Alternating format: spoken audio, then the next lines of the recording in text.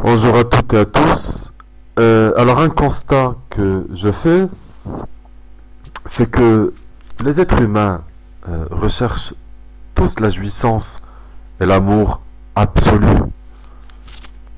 On pense les trouver dans une voiture de luxe, dans une grande et belle maison, dans le pouvoir, dans beaucoup d'argent, dans les chevaux de course, les enfants, les trésors, les amis, les femmes, ou la femme de nos rêves, ou encore l'homme de vos rêves.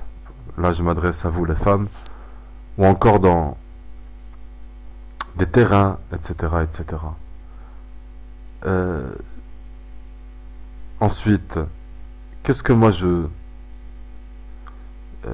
réalise après tout ça, c'est que ceux qui ont eu la malchance, je dirais, de trouver tout ça finissent tôt ou tard dans la déprime, euh, dans la lassitude, l'alcool, la drogue, le sexe, dans l'excès, et enfin la mort. Pourquoi? Car cet amour absolu que nous recherchons désespérément n'existe pas en dehors de l'amour de l'unique, de Dieu, de Allah, subhanahu wa ta'ala. Rien ne pourra remplacer ce vide s'il est absent, car plus on le réalise tôt, moins on souffre.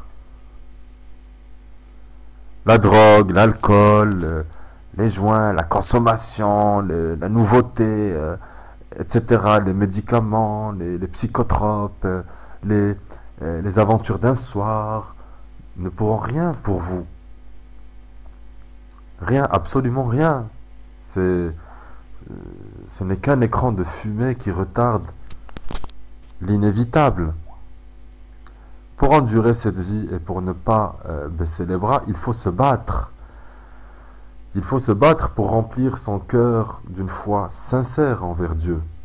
Et oui, il faut être un combattant, il faut de la patience et de l'endurance pour remplir notre cœur d'une foi sincère envers Allah subhanahu wa ta'ala. Arrêtons de chercher des solutions ailleurs ou d'inventer des schémas qui ne sont pas viables. Arrêtons d'espérer que notre épouse, nos frères, notre famille, nos voisins, nos gouverneurs puissent guérir notre cœur blessé et déprimé. Il faut arrêter maintenant. Pourquoi? Parce que les attentes sont énormes et trop importantes sans doute.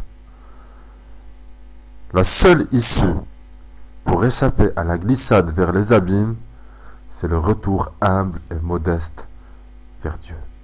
Allah subhanahu wa ta'ala, l'unique. Et pour que sa grande miséricorde soit présente dans notre vie, il faut suivre les instructions de Dieu et de son prophète sallallahu alayhi wa sallam. Et peut-être là, avec sa grande miséricorde justement, il apaisera notre cœur petit à petit, même si on est seul.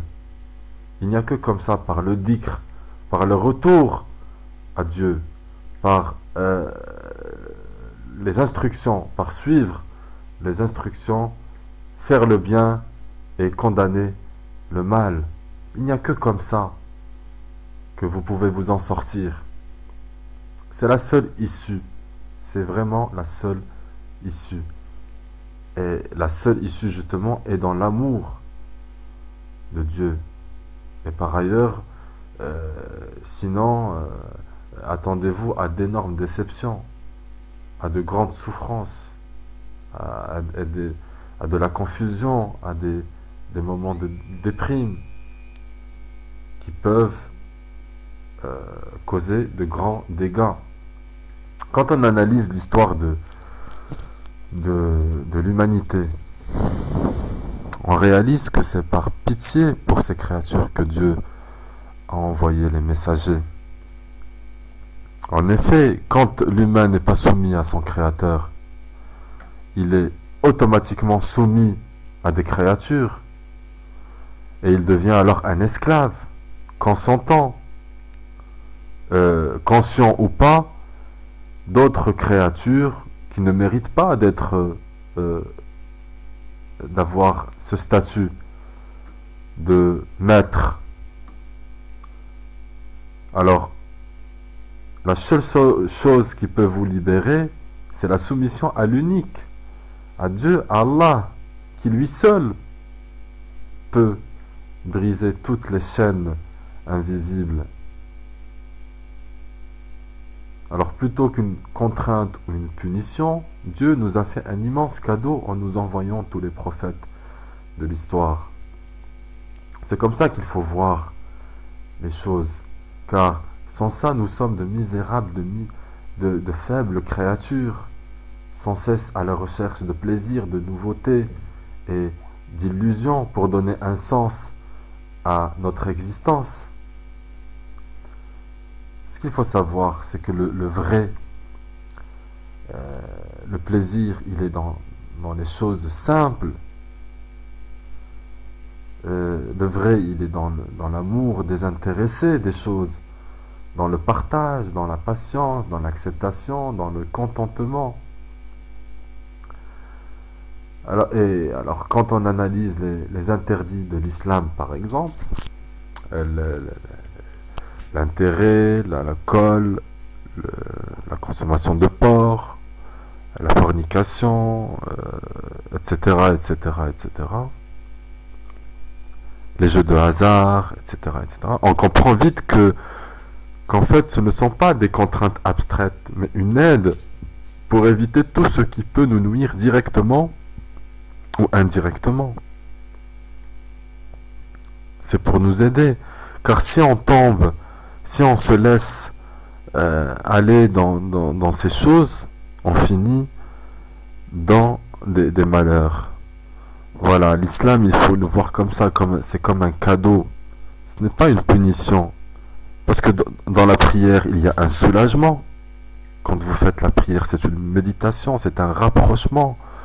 C'est vraiment des moments de plaisir. C'est comme ça qu'il faut voir la chose. Bienheureux ceux qui peuvent le comprendre et vivre en harmonie avec cette réalité.